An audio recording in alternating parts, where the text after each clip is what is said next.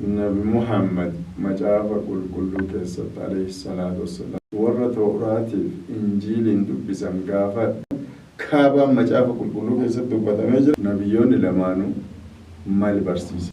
Siyaaga ergaan koo hunda hilmaan namaa namni islaama ta'uu nama filatamaa filmaata harkabaa. Bismillah, alhamdulillah, salatu wassalamu ala rasulillah sallallahu alaihi wasallam. mata dureen addaa qabadhee asirratti dhiyaadhe inshallah Nabi Muhammad macaafa qulqulluu keessatti alayhi salaatu wassalaam kan jedhu kitaaba Nabi Muhammad sallallahu alaihi wasallam kitaaba afaan oromootiin akkasuma isa afaan amaaraallee Nabiyyuu Muhammad sallallahu alaihi wasallam bamasaaf qudus akkasuma ammas afaan ingiliffaatiin illee Muhammad is a Bible kan jedhu kanneen keessa walitti funaannee afaan oromootiin hanga tokkoon ilaalla jechaadha. Raajii macaafa qulqulluu keessatti waa'ee dhufaatii Nabiyyi Muhammad sallallahu alaihi wasallam warri amantaa biroo maqaan Muhammad jedhu kitaaba keenya keessa waan hin jirreef gonkumaa hin fudhannu jedhanii mormii dhiyeessan. Kitaaba isaanii keessa jiraachuu Rabbiin addaan baasee nu himee aayaa quraanaa buusee aayaa quraanaatiin nutti agarsiisee jira jecha. فإن كنت في شك مما أنزلنا إليك فاسأل الذين يقرؤون الكتاب من قبلك. yoo waan nuti sitti buufne kana irraa shakkii qabaatte warra siin dura kitaaba dubbisaa turan warra Tawraatiif Injiiliin dubbisan gaafadhu waa'ee kee achi keessatti dubbanne irra jira. Marii warroota amantaa biroo keessatti warra kiristaanaa wajjin goonu keessatti kuni tasuma quraana keessatti dubbatame malee wanti amantaa islaamaa mul'isu yookaan wanti amantaa islaamaatitti akeeku akkasumas wanti Nabi Muhammad alayhi salaatu wassalaam jedhu tokkoyyuu kitaaba keenya keessa hin jiru jedhanii morman. Yeroo kana keessatti qaroominni nurraa eeggamu maali? Akka GPS'titti wantoota yookaan raajiiwwan rasuula rabbi alayhi salaatu wassalaam dhufaatiin isaanii macaafa warra ahlul kitaab keessatti dubbatame kana addeessutu nurra jira jecha. GPS'dhaan qur'aana mirkaneessina jecha. Yoo isa kana mirkaneessin yoo isa kana ragaa walitti funaannee dhiyeessine jecha qur'aanaa kaamma rabbiin yoo shakkii qabaatte warra siin dura kitaaba dubbisaa jiru san gaafadhu jedhe san mirkaneessina jecha. Kanaaf mee mata duree kanneen keessa baafatuma isaa kitaaba kana keessatti yoo ilaallee jenna inni dura warri kitaaba dhugaa dhoksuu isaanii rabbiin quraana keessatti dubbatee jira jecha. Ya'rifuunahu kama ya'rifuuna abnaa'ahum. Isaan ni beekan akkuma ijoollee ofii itti beekanitti beekanii jedha rabbiin quraana keessatti waa'ee dhufaatii Nabiyyi Muhammad alayhi salaatu wassalaam. Ragaan kana maali? Nabiyyoota addunyaa irra ergaman warroota dura Nabi Muhammad alayhi salaatu wassalaam dhufaatii isaaniitiin duratti ergaman hundumattuu rabbiin dubbatee nabiyyiin boodaa ka akhiraa nabiyyiin addunyaan tun hundumtuu amantii tokkotti ittiin deebituun akka dhufu rabbiin nabiyyootatti himee jira jecha.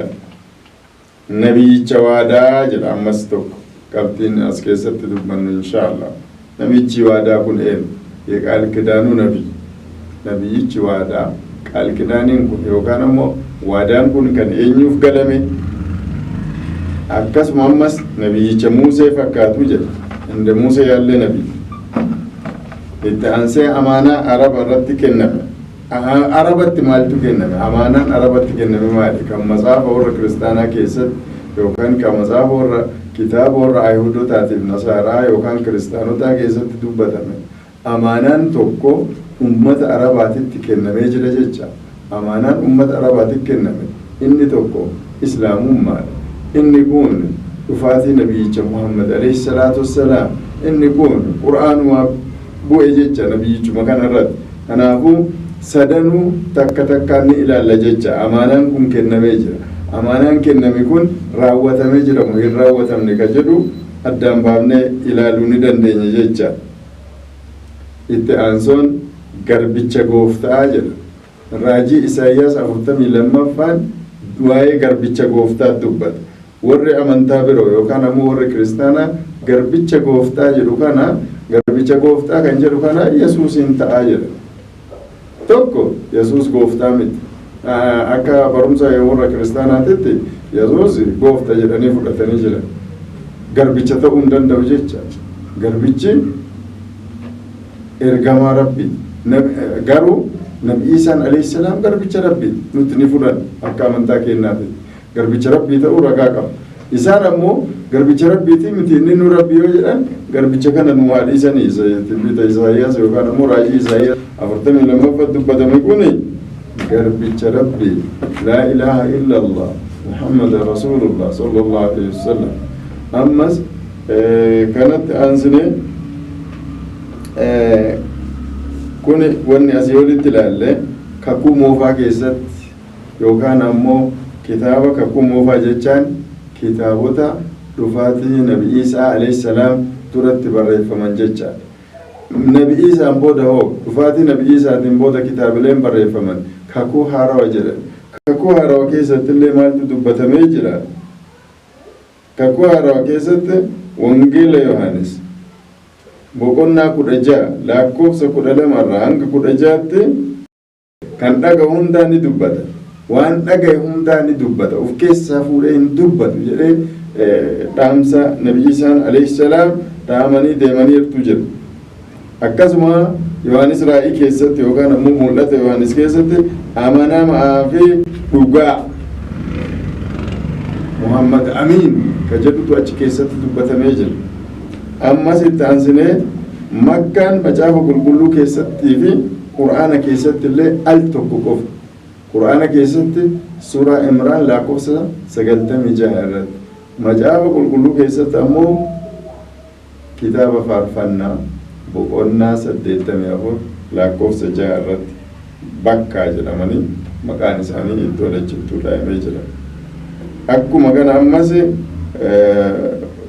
timbita raajii Isaayyaas isa 60ffaan waa'ee Makkaa dubbata garuu achi irratti Tsiyoon jedhanii kaayan malee amalli yookaan ammoo haalli achi keessatti raajii Isaayyaas 60ffaa keessatti dubbatame kun waan Tsiyoon ilaaluu miti waan Makkaatti raawwatametu Tsiyoon jedhamee kitaaba isaanii keessatti barreeffamee jira ammas qiblaan macaafa qulqulluu keessa jiraachuu warri amantaa biroo keessatti warri kiristaanaa fuulaan gara tokko ilaalanii sagaduun dogoggora akka ta'etti kanaan hawaasa musliimaa addunyaa irra burjaajessan kanaan hawaasa musliimaa qeeqan fuulaan gara tokko ilaalanii sagaduun rabbiin kadhachuun waan rasuulli rabbi alayhi salaatu wassalaam mataa ofiitii isaan eegalanii waan isaaniin duratti illee jiru jecha warri duraanii akkamitti akka fuulaan gara tokko ilaalee kadhatu garam akka ilaalee kadhatu isallee adeemsa keessan ilaalla inshallah qiblaan macaafa qulqulluu quraana keessatti jenne qiblaadhaaf ragaan macaafa qulqulluu maal fa'a seera hajjiititu macaafa qulqulluu keessatti dubbatamee jira kaabaan macaafa qulqulluu keessatti dubbatamee jira kaabaan kun keessattuu akka wanni iskeeriidhaan akka kaayamee jiru ni ilaalla jecha kanaan booda immoo odeeffannoo dhiyeenya kan argaman kan akka matsaafa Salamoon 5:16 irratti afaan Hibruutiin yoo googilii seenanii ilaaluu danda'a namni kamiyyuu namni googilii fayyadamu matsaafa Salamoon 5:16 yoo tuqee googilii irratti afaan Hibruutiin naabaas yoo jedhee Muhammadiin jedheetiin kaayamee jira jecha Muhammadiin jecha kana didaata ka Dr. Zaakir akka jedhanitti Muhammadiin diin sun kabajaa itti dabalamtee jedhan warri amantaa biroo ammoo iddoo sanirratti warri kitaaba afaan Ingiliffaatiin dubbisu Muhammadiin ka jedhamu san jaalatamaa kiyya jedhameetiin akkasitti moggaasanii jiran jecha kanatti aansinee ammallee odeeffannoo dhiyoo argametu jira. Odeeffannoon argame sun maali? Odeeffannoo ajaa'ibaatitu jira. Kitaaba moofaa biyya Turkiitti argametu jira. Ka waggaa 1500 duratti barreeffame afaan Aramaayikiitiin. Afaan Aramaayikii jechaan afaan Nabi Iisaan alayhi salaam dubbataa turaniin kan barreeffame waan achi keessa dhuf keessa inni qabatee dhufu keessa tokko Yesuus hin fannifamne jedha. Nabi Iisaan alayhi salaam akka hin fannifamne bakka isaa ammoo namni biraa akka fannifame kama Qur'aanaan dubbatu san itti aansee dhufaatiin Nabi Muhammad alayhi salaatu wassalaam kitaaba moofaa kana keessatti illee Nabi Iisaan akka dubbatamee nutti nu ibsa jechaadha. Kanaaf yeroo kennu wajjin deemuudhaaf mata duree kennaa ka har'aa kana keessatti nabiyyicha waadaa kan jedhu kana. Mee nabiyyicha waadaa maal jecha nabiyyicha waadaa jechaan waadaan kunis maali? Warri kitaaba dhugaa kana dhoksuu isaanii Qur'aanni dubbatee jira. Haa dhoksanii malee ragaan macaafa isaanii keessa jiraachuu mallattoolee adda addaatiin nutti himamee jira jecha. Nabiyyicha waadaa ka jedhamu kan yeqaal kidaanuu nabiyyi ka jedhu kun eenyunne yeroo kanatti jaarraa amma keessa jirru kanatti mormiin qaama lamaan jidduun deemaa jira. Qaama lamaan jidduutti deemaa jiru keessa inni tokko amantaa kiristaanaati, inni kun immoo amantaa islaamaati. Qaama lamaan kana jidduutti daayiloogiitu deemaa jira, mormitu deemaa jira, mariitu deemaa jira. Addunyaa irratti akka sadarkaa addunyaatitti wal mari'atanii beektoleen adda addaa wal bira ta'anii waa'ee nabiyyicha waadaa kana eenyu jettan jedhanii wal gaafatan. Warri muslimtota nabiyyichi waadaa yeqaal kidaanuu nabiyyi rasuula rabbii alayhi salaatu wassalaam. Warri ammoo kiristaanaa kun Yesuusiif dubbatamee isin hin galchuu jedhan. Mee Yesuusiif yoo ka dubbatame taate Yesuus maal jedhee deeme ergamaan Nabi Iisaan alayhi salaam yeroo dhufan keessatti nabiyyicha waadaa kana ta'uu akka hin dandeenye waan isaan dubbatantu daangessa jecha. Maal jedhaniiran isaan Nabi Iisaan yeroo san irratti nabiyyicha waadaa kan jedhamu kana akka hin taane Israa'eliif qofa ergamanii jiran jecha. Akka barumsa Yesuus Kiristoos addunyaa kanatti kitaaba isaanii keessatti dubbatame keessatti Yesuus Kiristoos ummata addunyaatiif akka hin ergamne nutti himanii jiran. Wangeela Maatiyos 10 lakkoofsa 5 irraa hanga 10tti hawaariyaatota 12 Yesuus ni ergee jedha, ni abboomee jedha. Karaa warra Ahizaabii illee hin gorina, karaa warra saba Waaqayyoo hin taane illee hin gorina, magaalaa Saamiraawiyaanis hin seenina, warra akka hoolaa mana Israa'eliitii badetti goraa jedhee jira. Ammas wangeela Maatiyos 15:24 irratti maal jedha? Ani warra akka hoolaa mana Israa'eliitii badee malee hin ergamne iyyuu jedha.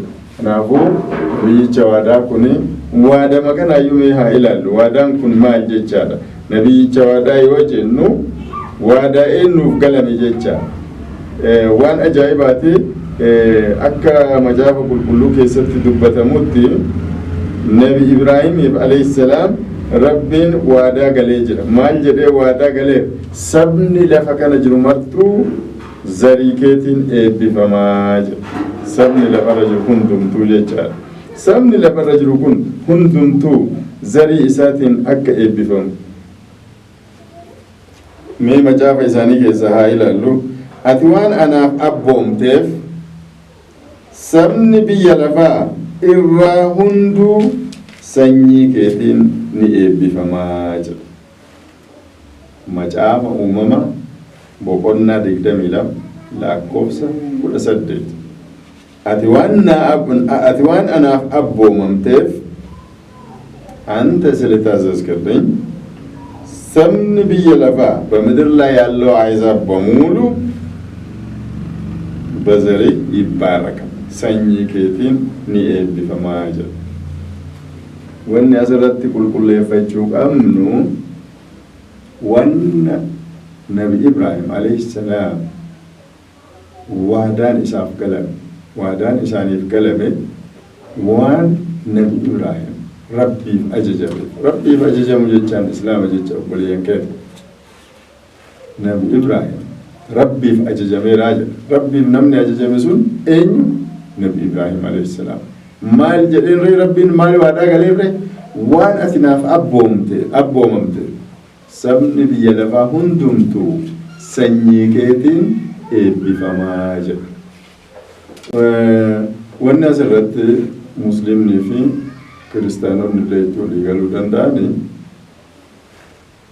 nabiyyiin Iisaan alayhi salaam sanyii Nabi Ibraahim, nabiyyiin Muhammad alayhi salaatu wassalaam sanyii Nabi Ibraahim. Kana eenyullee hin faale, kana eenyullee hin mormu. Nabiyyoonni kunniin lachuu sanyii Nabi Ibraahim ta'uu shakkiin takka illee hin jiru. Amma gaafiin cimaan asirratti hawaasa musliimaatiif hawaasa kiristaanota addunyaa jidduu mormii ta'ee itti fufu. Waadaan Nabi Ibraahimiif gale kun guutamee jira moo hin guutamne? Yoo guutame taate karaa Nabi Iisaatiin guutame moo karaa Nabi Muhammadiin guutame? Kana beekuudhaaf bifa salphaadhaan waan ittiin foormulaa wayituu nu barbaachisu, kaalkuleeshinii illee nu barbaachisu. Nabiyyoonni lamaanuu maal barsiisan? Nabiyyiin Iisaan alayhi salaam addunyaaf ergame moo uummata Israa'eliitiif ergame?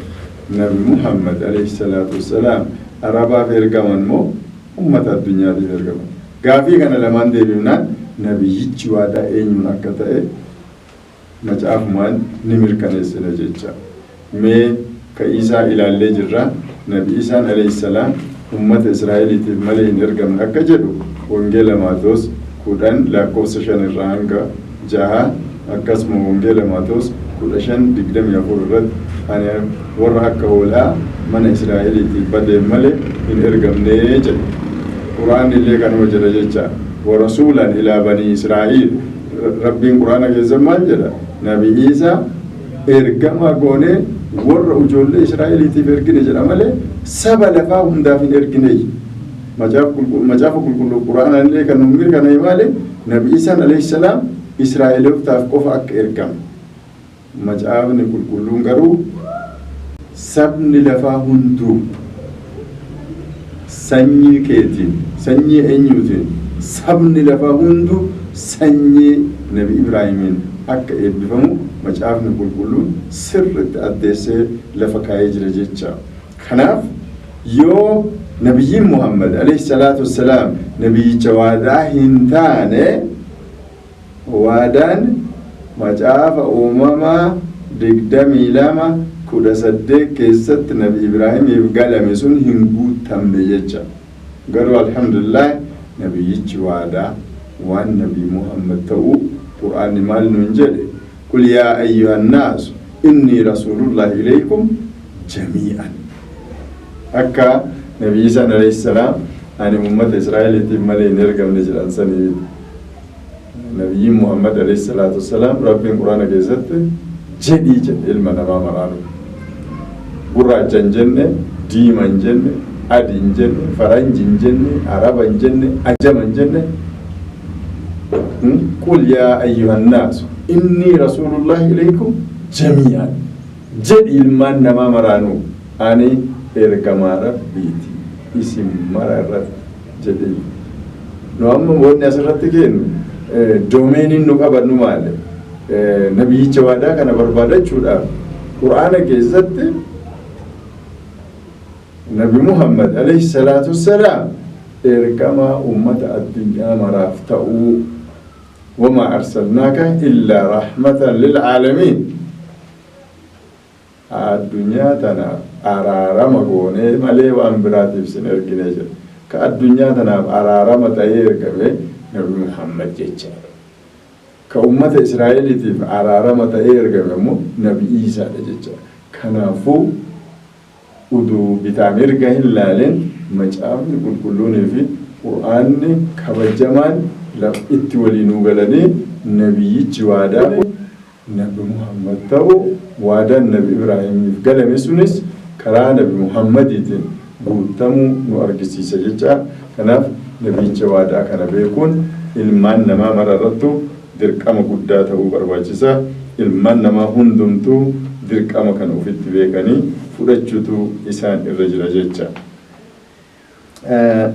Kanuma wal qabsiifne nabiyyicha waadaa kan jedhamu kanaan wal qabsiifne mata duree kana keessaa uduu hin bahin waan mata duree kanaan walitti xiyyeeffannee kaayannutu jira jecha.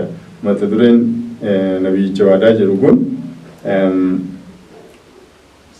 seerota amantaalee kan gaara faaraatiin wal qabatan yookaan ammoo faara mount Faara kan jedhamu kana gaarri faaraa kun eessa gaara dura gaara faaraa kana beekuu qabna jecha. Gaarri faaraa kun eessa akkasuma ammas yoo gaara faaraa kana beekneen booda gaara faaraa kana wal qabatee macaafa qulqulluu keessatti maaltu dubbateera jennee hubachuu nu barbaachisa jecha. Mee gaara faaraa kana haa ilaallu. Gaarri faaraa kun akka jedhu macaafa uumamaa boqonnaa 21 lakkoofsa 21 irratti inni Ismaa'eel faaraan lafa onaa keessa jiraate haati isaas durba warra Gibxii isaa ni fuusiftee jedha. macaafa uumamaa Israa'eልም ቀስተኛ ሆነ በፋራም ተራራ አካባቢ ኖረ ይላል። ኦሪት ዘፍጥረት 21 ጋራ ፋራ ከን አሞ ዋን ኢቲኒ ዳቱቱ ጅራ ወኒ አመንታ ወልቀበተ tokkotu jira. Gaarri faaraan kun Makka keessatti magaalaa ishee Nabi Muhammad sallallahu alaihi wasallam akkaan jaalatanii fi barbaadan kan ta'e naannoo isaati jecha. Macaafa qulqulluu keessatti timbii yookaan ammoo raajii Imbaaqoom sadi keessatti raajii Imbaaqoom sadi keessatti timbiita Imbaaqoom ሶስት irratti maal dubbataa ቅዱሱ እግዚአብሔር ከፋራን ተራራና ከቴማን ይመጣል። ዋቀዩ ቁልቁሉን ጋራ ፋራቲፊ ቴማን ኢራዱዋጅ ጋሪ ፋራ ከነ መካዳ ጀቻ ኤርጋን ረቢን ቡዜ ከንቱ ሙራ ቁርአን ከኢትቦ መካዳ ጋራ ፋራት ነብይች ዋዳ ኩንስ ከነ ኤርጋሜ ጋራ ፋራት Gaarri faaraan kun ammoo sanyii Ismaa'eelii keessaan dhufe jecha. Sanyii Ismaa'eelii ta'uu Ismaa'eelis qastanyaa ta'e akkasuma ammas gaara faaraa bira gammoojjii gaara faaraa keessa jiraatee jedha. Kanaaf sanyii Ismaa'eeliitiin nabiyyichi waadaa xumuraa ka addunyaan tun ummanni lafaa sabni lafaa hunduu ittiin eebbifamu. Yookaan ammoo ittiin gara rabbiitti garagalu nabiyyi Muhammad qofa ta'uu ifa nu galcha jecha. Kanaaf inshallah sagantaa itti aanutti hanga walitti deebinuuf daqiiqaa xiqqoon booda walitti deebina. لك الحمد ربي أرجو مكيتيني نبدا افتديني رحمتك تيني